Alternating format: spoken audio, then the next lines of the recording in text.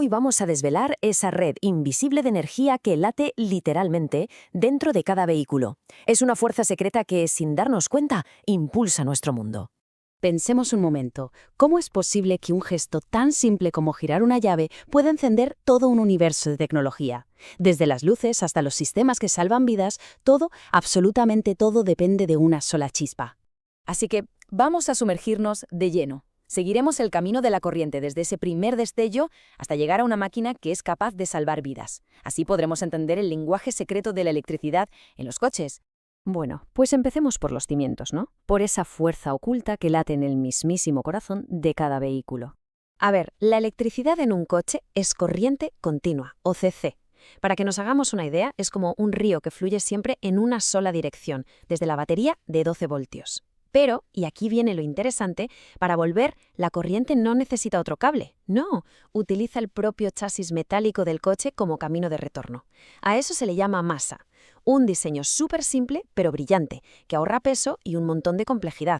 Para dominar esta fuerza, claro, hay que conocer sus reglas, y todo se basa en tres pilares, tres conceptos fundamentales. El primer pilar, la intensidad. La medimos en amperios. Hay que pensar en ella como la cantidad de electrones, la cantidad de electricidad, por así decirlo, que pasa por un punto en un momento dado. Sería el caudal de nuestro río eléctrico. Luego tenemos la tensión o el voltaje. Si la intensidad era el caudal del río, la tensión es la presión que lo empuja.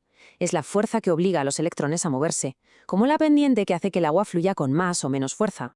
Y por último, la resistencia, que se mide en ohmios, porque todo circuito se opone, aunque sea un poquito, al flujo de la corriente. La resistencia es justo eso, esa oposición, esa especie de fricción eléctrica que la corriente se encuentra a su paso. Para que quede súper claro, pensemos en una analogía que es perfecta, la del agua. La intensidad es el caudal, o sea, la cantidad de agua que fluye. La tensión es la presión de esa agua. Y la resistencia, pues es lo estrecha que es la tubería. ¿A que así es mucho más intuitivo?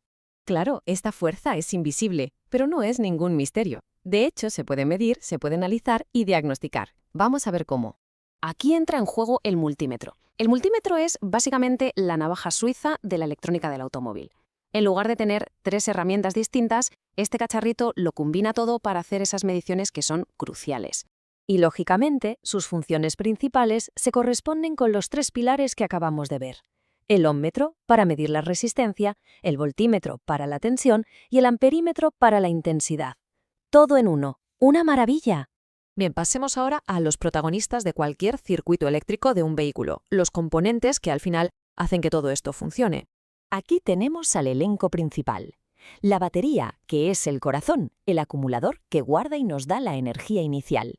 Luego está el fusible, que es el protector, un pequeño dispositivo diseñado para sacrificarse y salvar al resto. Y finalmente, las lámparas y los motores, que son la acción, los que hacen el trabajo útil. El ingenio de un fusible es precisamente su sacrificio. A ver, con un flujo normal la corriente pasa y ya está. Pero, ¿y si hay una sobrecarga? Pues el exceso de corriente calienta el filamento una barbaridad. Es el llamado efecto Joule. Y ese calor es tan intenso que lo funde. ¡Zas! Se rompe. Al interrumpir el circuito, protege componentes que son muchísimo más caros. Una protección simple, pero de verdad vital.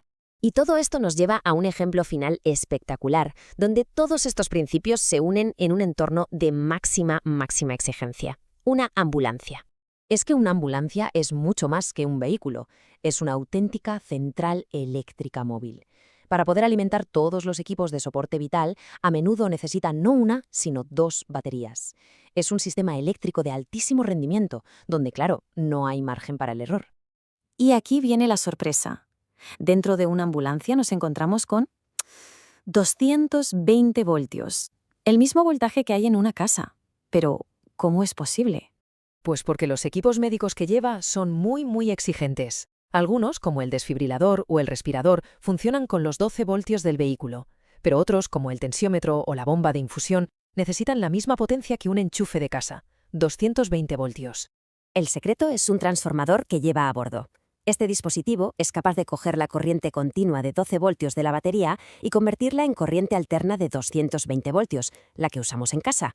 Es, en esencia, una pequeña central eléctrica que genera energía de alta potencia justo ahí, en el momento y en el lugar donde más se necesita. La electricidad ya es el sistema nervioso de cualquier vehículo que vemos por la calle. ¿Con la llegada masiva de los coches eléctricos se convertirá también en su alma? Bueno, ahí queda la idea para reflexionar. Gracias por habernos acompañado.